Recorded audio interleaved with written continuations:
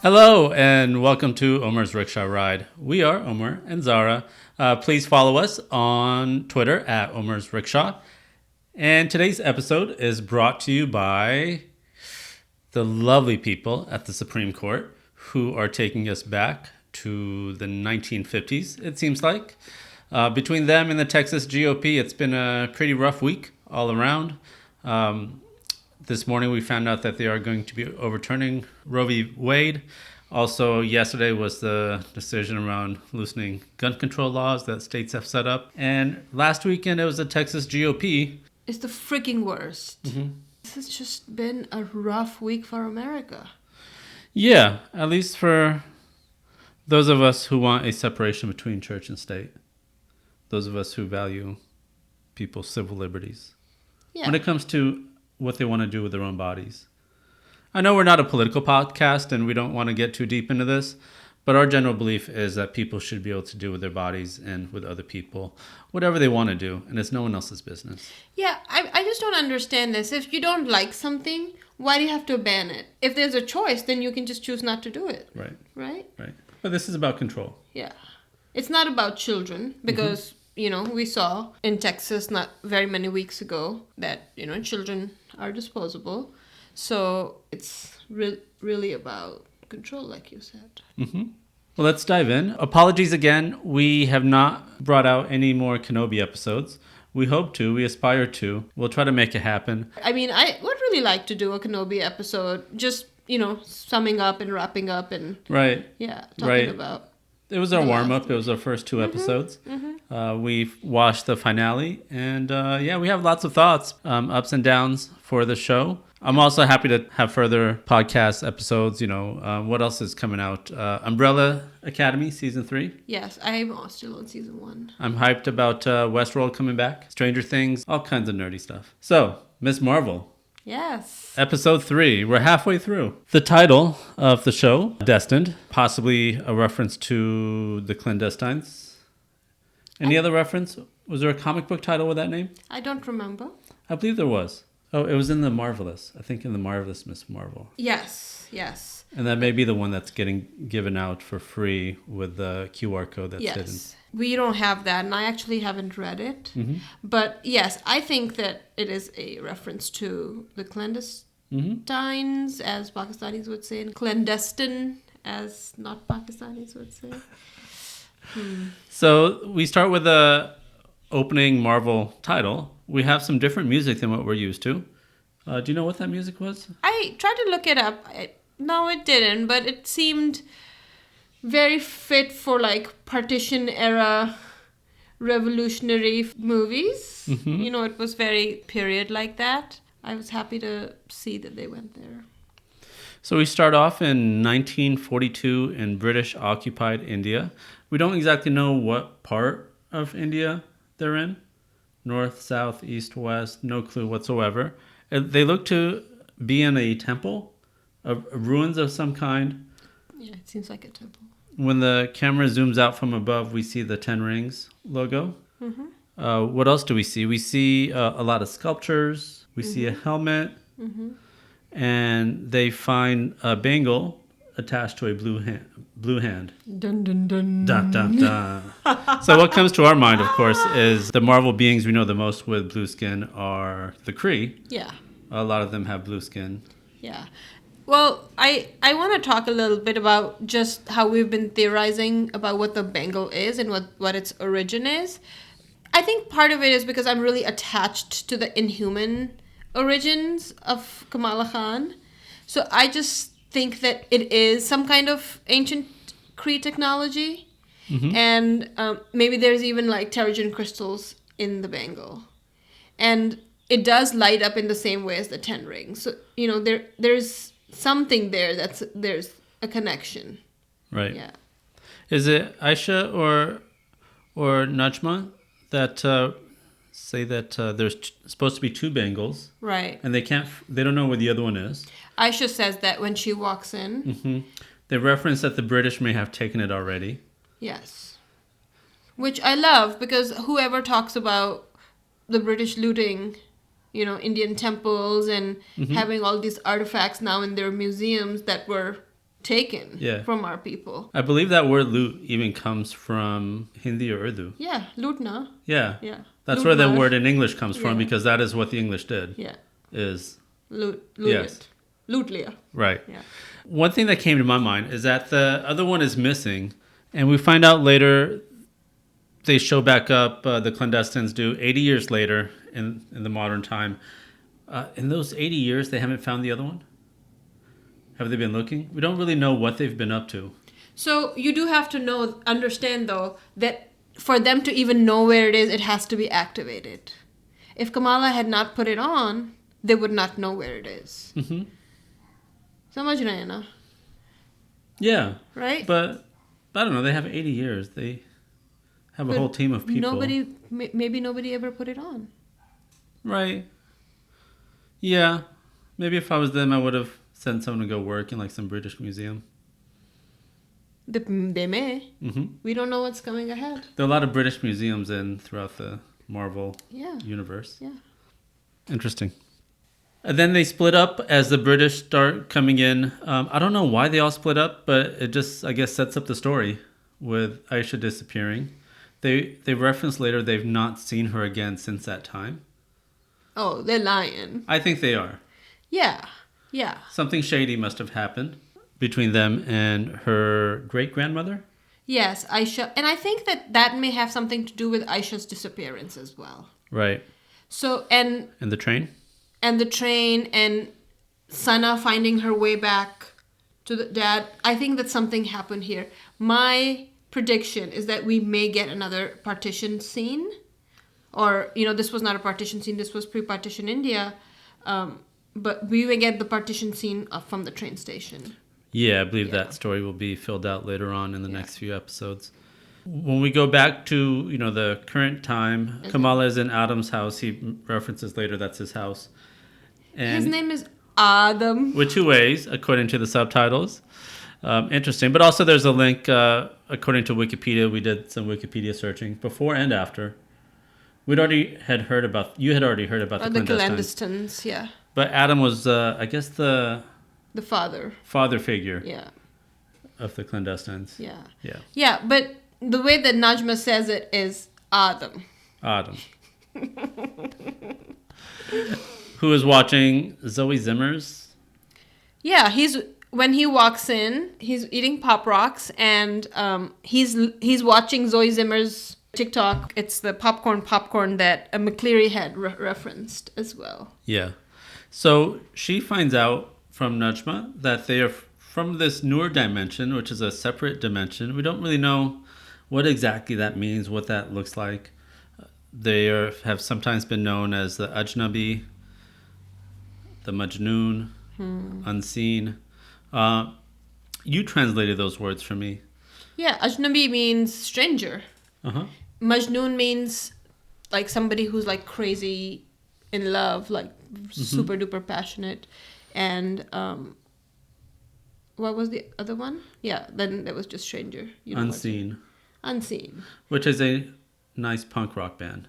Yes. But I don't think that's any reference to this show. Yes. There was a little bit of like feeling I had here, or a little confusion I had, and I think I was like sleep talking about it last night to you before I went to bed.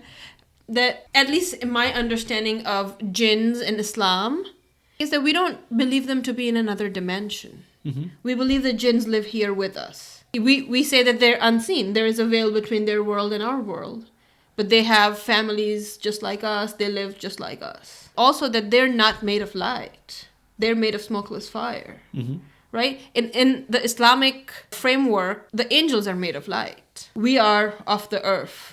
Right? They are made from smokeless fire. I like how they are tying it all together, from starting with blinding lights to having all these like flashes of light and like really cool light visuals in the show, to her bioluminescence. And then now this. We are from the Noor dimension. There's Noor inside us. So I think that's really cool. I really hope that they tie it back to Inhumans. That this is how we look at Inhumans in our culture. But they are actually just Kree, or they have Kree DNA or whatever. So I hope that they do that at the end. She references later when she's with Bruno talking about Djinn as being nightmares from her childhood. Yeah. I think we all grew up with certain stories or beliefs around Djinn. Yeah. And in your family, how were Djinn talked about? I know how they were in mine, but I grew up in a very, very dogmatic family where our tie to spirituality was making sure you prayed at the exact moment that the sun goes down. Like, it was very based on rules and without a lot of flexibility.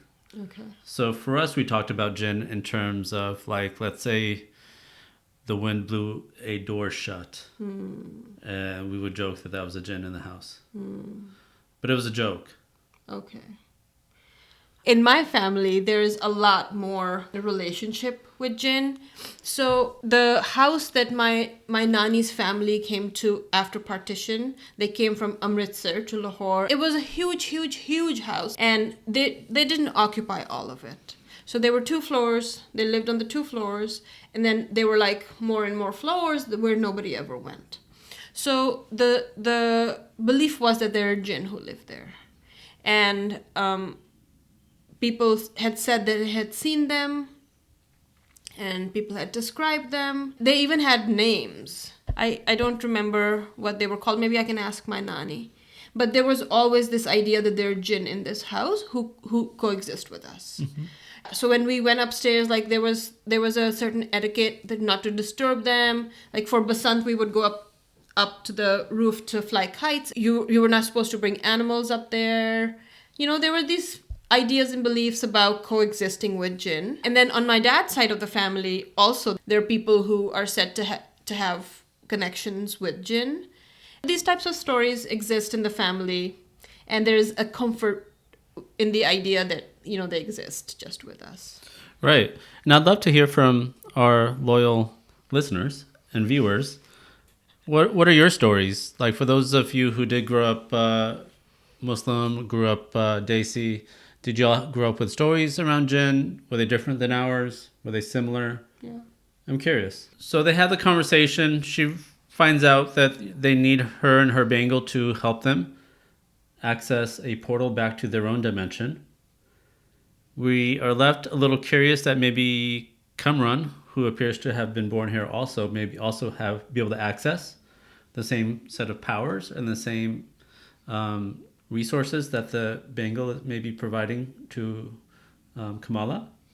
Yeah. Najma does say in the show that, you know, maybe he will also find a way to unlock his powers just like you. Right. So I'm actually kind of underwhelmed by Kamala's reaction. From the very beginning, I've just been feeling that she's being portrayed as too naive, too gullible, too clumsy, and I'm not really liking that.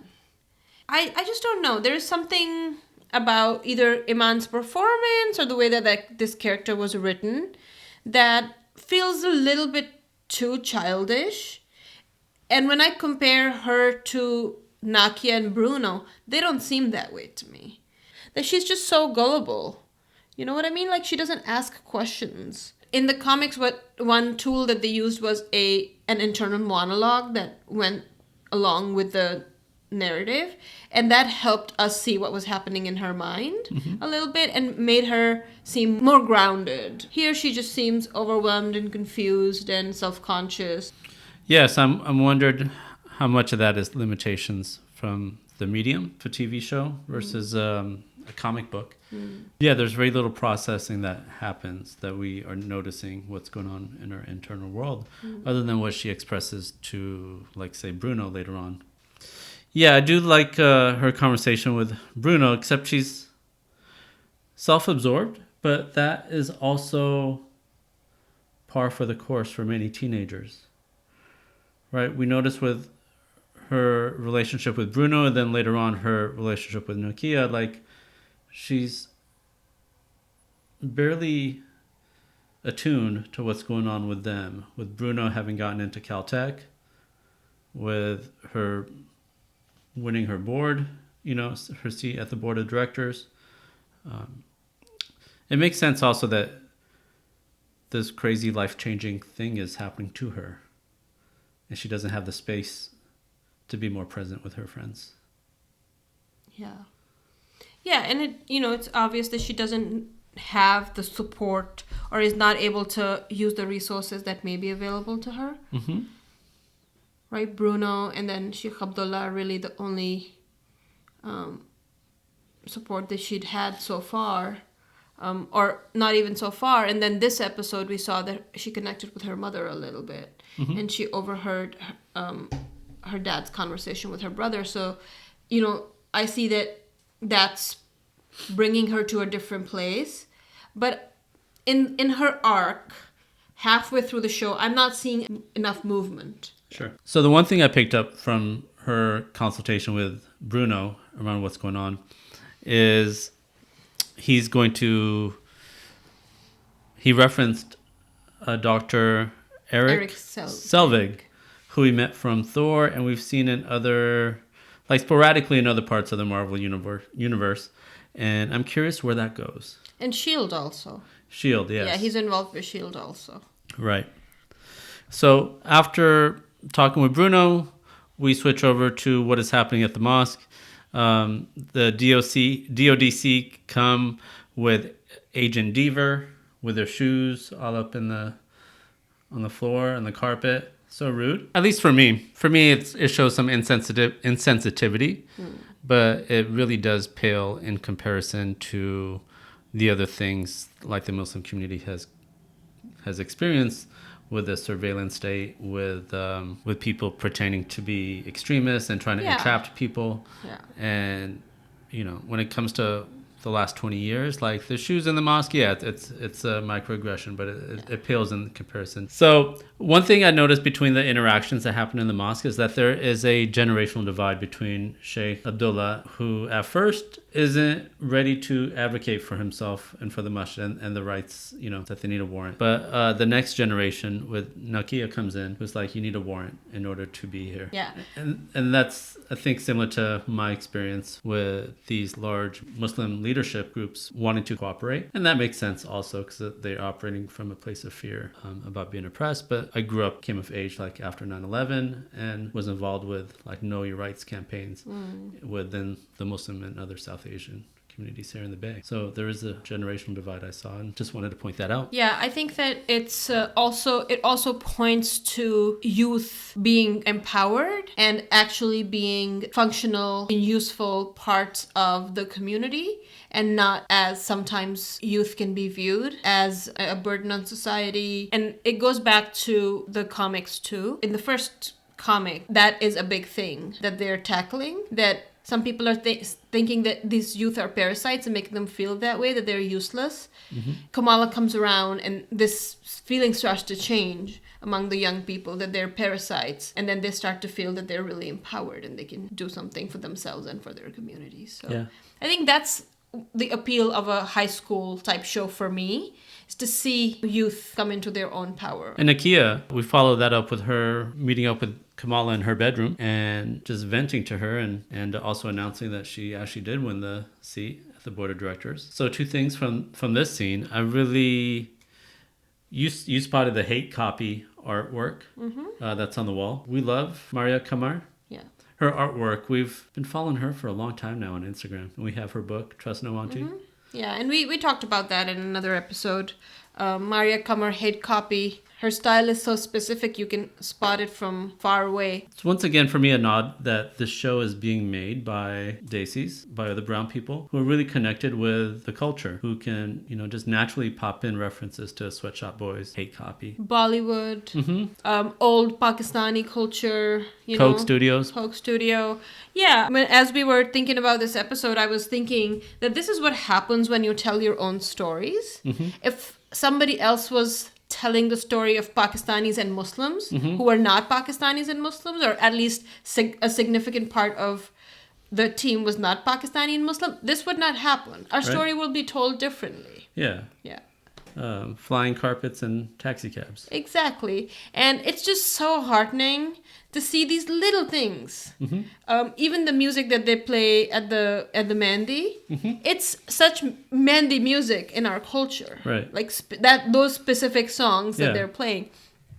So it's really, really heartening to see that we are telling our own stories and it is showing.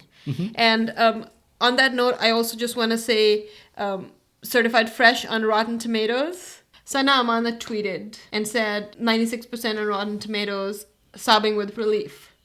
And, people were just tweeting back at her and saying, like, how awesome the show is. Because it is. Even if it didn't have the Marvel stuff in it, as a show portraying a community, I think they've done a wonderful job. Right, yeah. It's great. So, Nakia, anything else from that conversation in that room?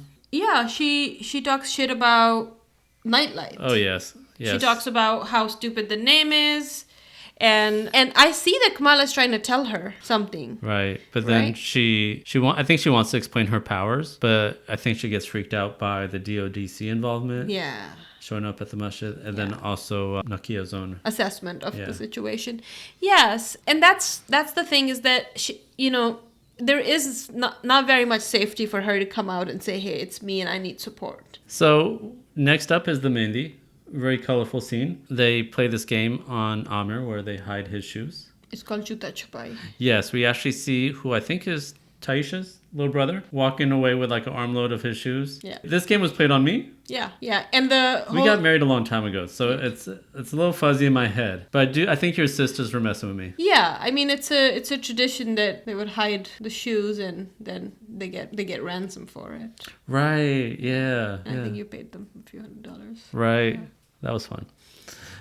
So we see the aunties talking. Shireen auntie and her mom are talking about mother-daughter relationships. That was very interesting. It is interesting. It's interesting. It makes me curious about what Muniba's relationship with her mom is. Because her mom doesn't seem like a dark person or, a serious person, or just seems very normal Nani material. Muniba, on the other hand, has a darker vibe when she talks about her mother or when she engages in this family history. So I'm not sure what it is, but we find out that her mom was not at Muniba's wedding, and now she's not at Amir's wedding.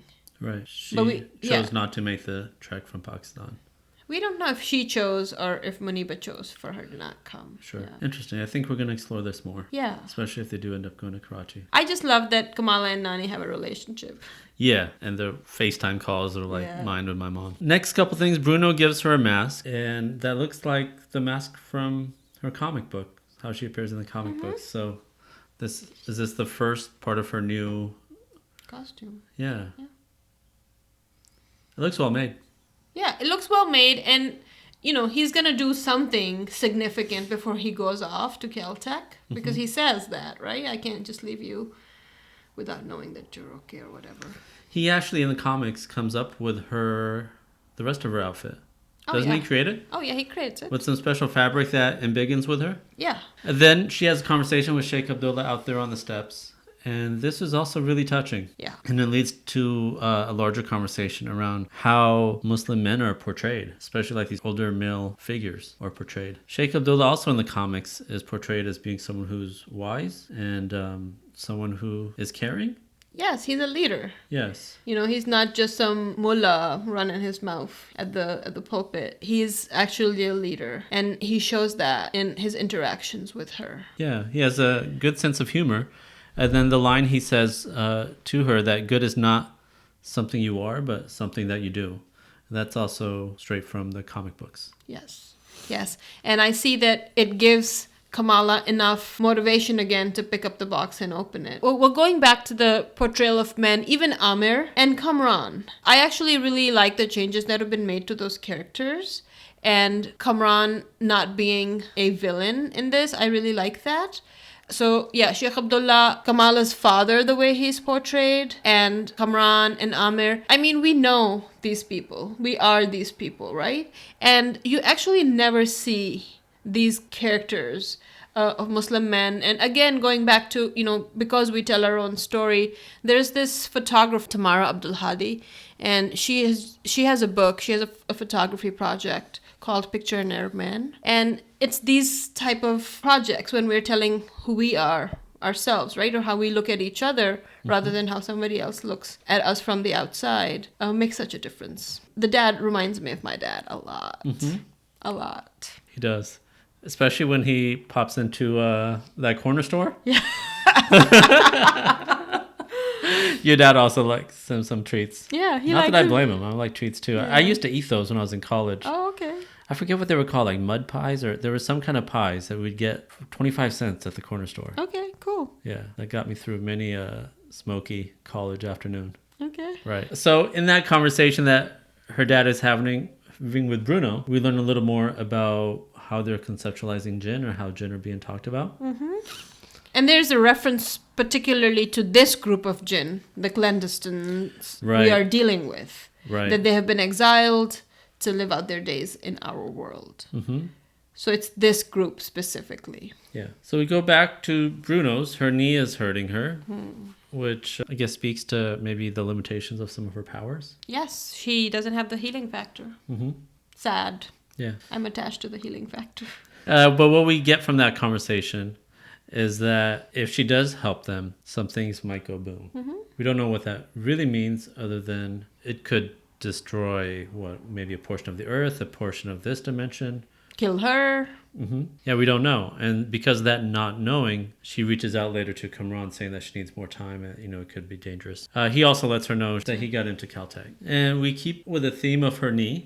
She's in the bathroom and her mother sees that her knee's hurting her. And they also have a moment with each other where her mother's providing her like some real comfort. And I believe you and I came away from that scene thinking that her mother knows what's going on, or has an idea that maybe Kamala has accessed some of these other powers that I think Maniba also knows about. Yeah. I also like this scene being a mirror of her scene with Nakia in the bathroom, because that's a similar thing happens there too, right? She asks the question of how do you deal with something like this? And she finds out that Nakia is also going through it. Now she finds out that her mother has also been where she is. I think her mother's story also, it may resonate with many folks who from this immigrant background who dream about coming here and being here, but when they get here they find themselves alone, and how to build community and how to get this meaning and pleasure in life through community and through family.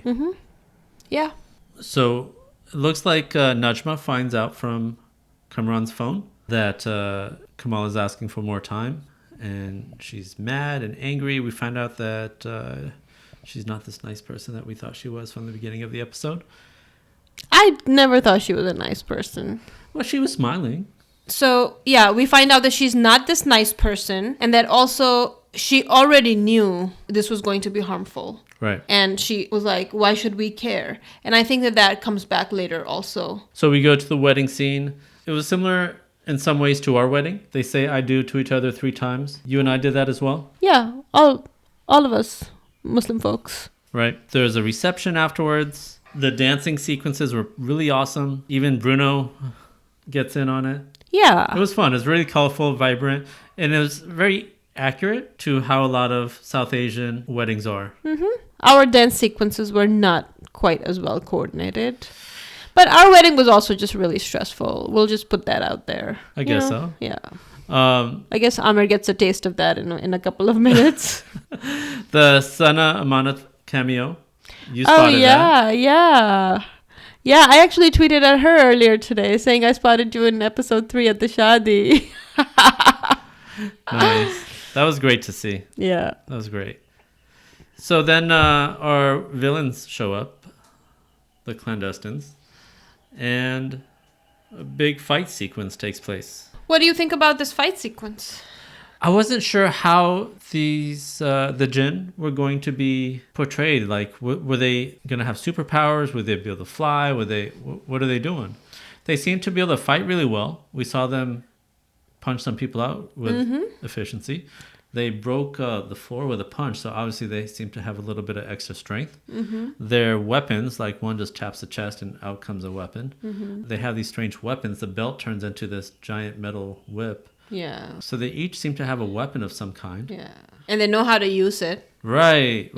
They seem ruthless. They're coming at her. I was surprised that Kamran stands up for Bruno, slash Brian. Yes, that is so funny that he keeps calling him Brian. Right. And I enjoyed seeing Kamala use her powers she gets mad and wants to defend her friends, and she punches somebody, extends her hand to punch somebody, uses it to knock out a whole bunch of them. Yeah.